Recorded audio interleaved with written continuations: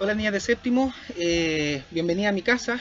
Estoy en mi patio y vamos a hacer un resumen de la lección número uno, que fue la clase que hemos trabajado en estos días, ¿ya? En el libro.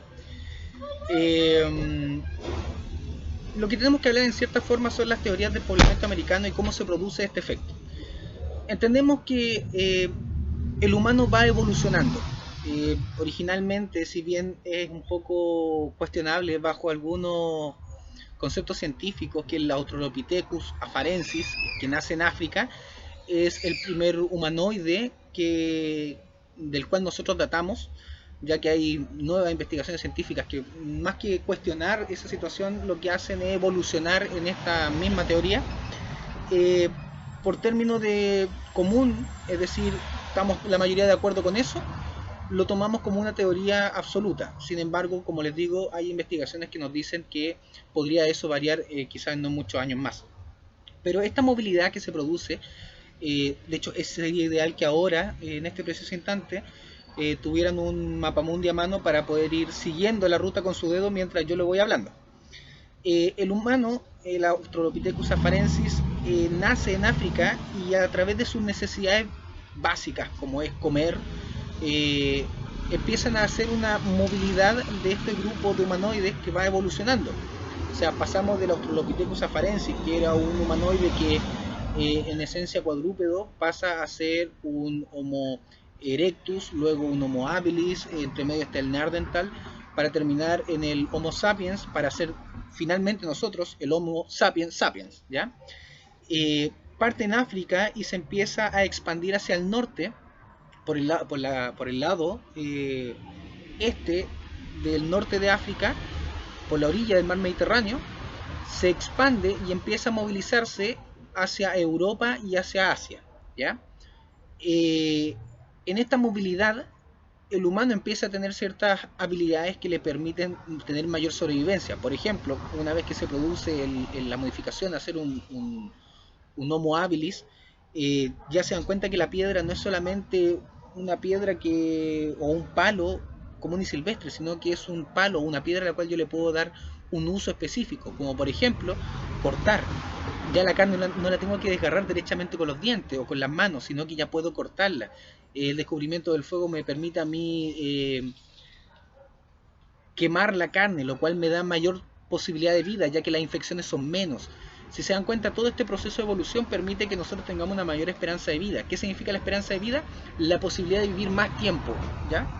Ahora, cuando ocurre esto, luego nos damos cuenta que también somos erectus, es decir, logramos pasar de la forma cuadrúpeda a la forma bípeda, es decir, nos levantamos en dos pies, lo que me permite a mí, por ejemplo, tener una altura mayor, poder ver mejor mi entorno y, entre otras cosas, visualizar los peligros que yo tengo. Es decir, cuando yo veo un animal que me quiere comer, lo puedo ver a mayor distancia, por lo tanto, aumenta mi capacidad de sobrevivir. Es decir, nuevamente estoy hablando de la posibilidad de tener una mayor esperanza de vida. Eh, Ahora, estos humanos empiezan a moverse hasta el fondo del este de Asia, ¿ya? Y se expande tanto hacia el norte como hacia el sur.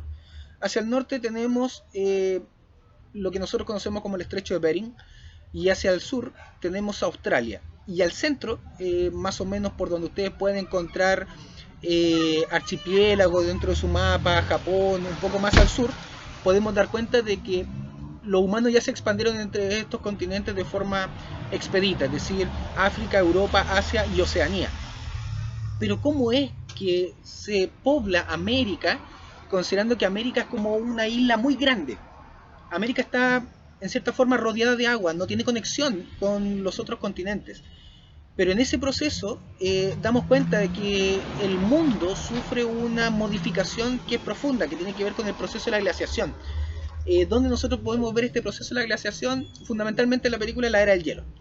Me imagino que muchas de ustedes la han visto, fundamentalmente la Era del Hielo 1, en la cual se ve que se producen puentes y caminos de hielo en lugares en que antes no había hielo, había agua, por lo tanto el humano no se podía mover con esa facilidad. Ahora, ¿cómo es que se pobla América? Por unanimidad científica decimos que la teoría del poblamiento americano se produce por el estrecho de Bering. Es decir, hay una movilidad en una parte que ambas porciones de tierra están muy cerca y se produce un puente de hielo entre Asia y el norte de América. No Norteamérica, no estamos hablando de Estados Unidos, estamos hablando de más al norte, ¿ya? Que si bien también es territorio actual de Estados Unidos, estamos hablando de que es en cierta forma paralelo al territorio actual de Canadá. Ahora, científicamente es como lo que más se acepta, ¿ya? Pero eso no implica que hay otras formas en las cuales el mundo pudo haber sido, o sea, América pudo haber sido poblado. Otra teoría dice que pasaron por el sur, por lo tanto Chile debe haber sido uno de los primeros lugares donde llegaron los nuevos humanos, ¿ya? Y esta habría sido a través de un puente de hielo, pero mucho más largo, mucho más extenso que el del estrecho de Bering que está al norte, sino que habría sido en el sur, entre Oceanía, la actual Australia, pasan por el sur, por un puente de hielo congelado, gigante, hasta llegar a Sudamérica. Otra teoría dice que los humanos se movilizaron a través de barcas cruzando el Pacífico. Y uno dice, oh, pero es una extensión de agua sumamente gigante. Pero por ejemplo, otra película que podemos decir que en la cual se ve este efecto es en Moana. En Moana recordamos entonces que la misma Moana, como se llamaba la personaje principal, ella toma una barcaza y empieza a descubrir o a explorar nuevos lugares, empieza a expandir su territorio a través de las islas y que probablemente así llegó a Centroamérica. Bueno, chiquilla, los portazos que escuchamos porque mi hijo está jugando con la puerta, ¿ya? Porque, como les dije, estoy en mi casa y son cosas que pasan en las casas. ¿Ah?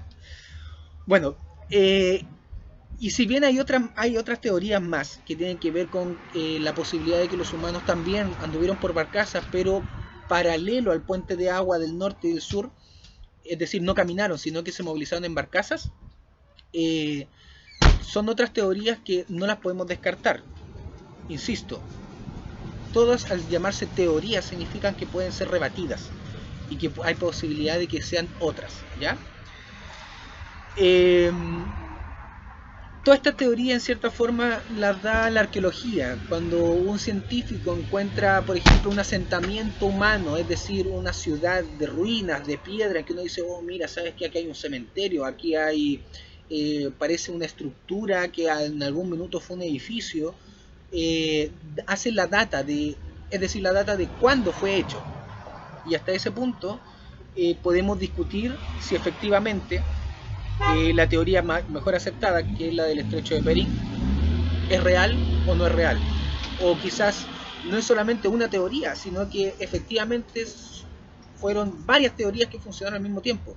Nadie dice que, oh, es el estrecho de Bering, entonces no es la del sur del Pacífico, o que no es la que vemos en Moana, que es la movilidad oceánica del Pacífico. Es decir, todas las teorías podrían ser posibles y haber trabajado al mismo tiempo, ¿ya? Cuando hablamos de las teorías del poblamiento americano y cómo se produce esta movilidad del humano y pobla finalmente todo el territorio terrestre del mundo, es todo un proceso de evolución.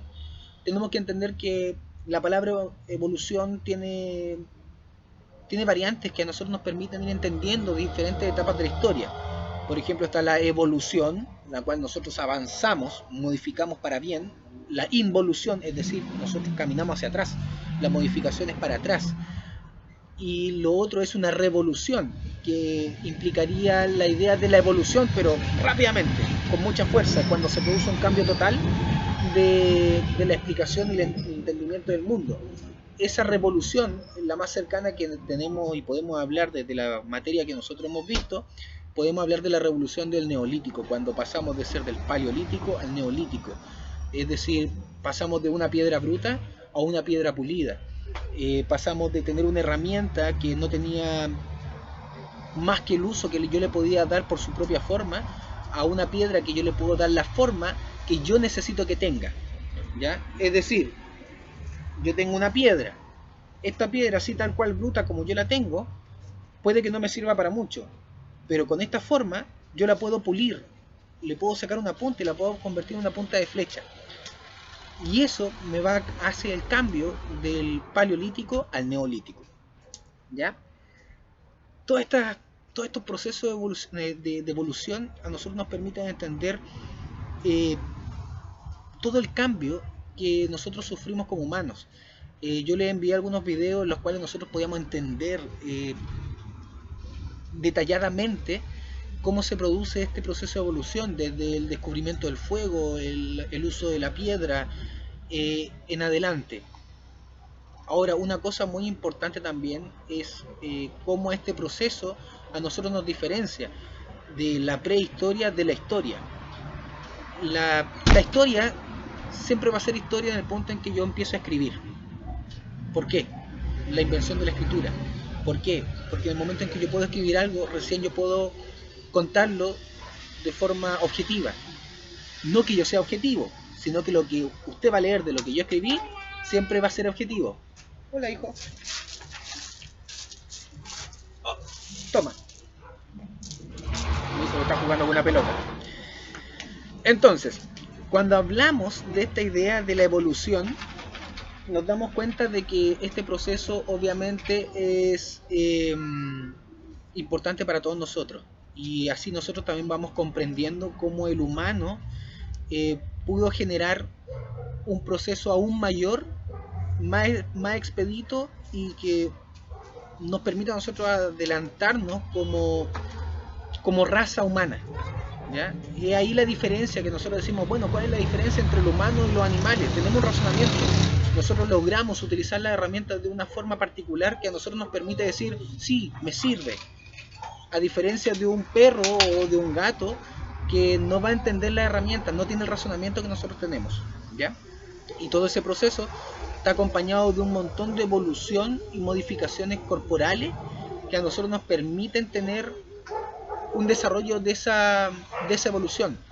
Tiene que ver con que nuestra mandíbula, al ser una Australopithecus afarensis, una mandíbula grande, muy fuerte, con un cráneo muy pequeño, es decir, un cerebro pequeño, pero con una mandíbula fuerte, pero por una cuestión natural. O sea, si yo tengo un pedazo de carne crudo que no puedo, en cierta forma, preparar como ahora, yo voy a necesitar desgarrar la carne con mucha más fuerza. Por lo tanto, mi evolución me dice que requiero eso, pero el momento en que yo empiezo a tener ciertas comodidades y yo evoluciono en mi lógica y en mi razonamiento, puedo dar cuenta de que quizás ya no necesito esa mandíbula tan grande, pero sí un cerebro más grande.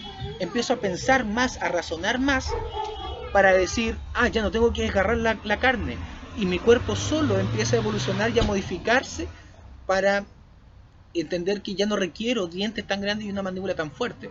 Es decir, mirémonos ahora, miremos nuestras manos, miremos nuestros pies, miremos nuestra mandíbula. Nosotros lo utilizamos ahora en esencia para comer el servicio, lo cual me permitió a mí cortar la carne en pequeños pedazos, más encima una carne que está cocinada, por lo tanto está blanda, mis dientes ya no requieren ser tan fuertes, ni una mandíbula tan grande, porque ya tengo otras habilidades. Mi pulgar opuesto me permite a mí tomar las cosas, tomarlas, porque si yo no tuviera un pulgar opuesto,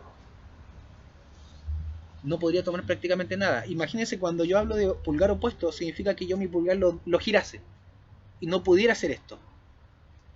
Y eso no me dejaría opción para poder tomar las cosas, ¿ya? Entonces, todos esos aspectos son sumamente importantes para hablar de la evolución. Todo acto evolutivo del humano, desde el Australopithecus hasta actualmente el Homo sapiens sapiens, ha sido en función de las necesidades básicas del humano. ¿Y cuáles son las necesidades básicas? Fundamentalmente tienen que ver con el razonamiento, pensar y comer.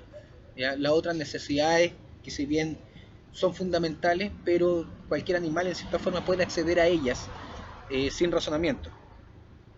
Eso, chiquillas, con respecto al tema de lo que significa la evolución, el proceso evolutivo y las teorías del poblamiento americano. Cualquier duda que ustedes vayan teniendo, es importante que me las hagan llegar, y así, ya sea por interno en WhatsApp o a través de algún grupo, gustoso les podré responder. Que estén bien, cuídense mucho, y bueno, un agrado tenerla en mi casa en esta clase grabada. Cuídense, chiquillas, que estén bien. Chao.